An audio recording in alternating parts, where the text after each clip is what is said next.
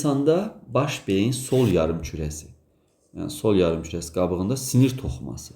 Yəni sinir toxumasını soruşur, maksimal sayını soruşur və deyir ki, sinir toxuması hüceyrələrinin maksimal sayı minimal sayından neçə milyard çoxdur. Yəni bizdən çoxu azı soruşur və sol yarımkürədəki sinir toxumasının maksimal və minimal sayını bilməliyik. Biz bilirik ki, beyin yarımkürələr qabığında deməli 12-18 milyard neyron vardı. Sağa düşürdü 6 milyard neyron ya da ki 9 milyard neyron və ya 9, 6, 9 milyard neyron düşürdü.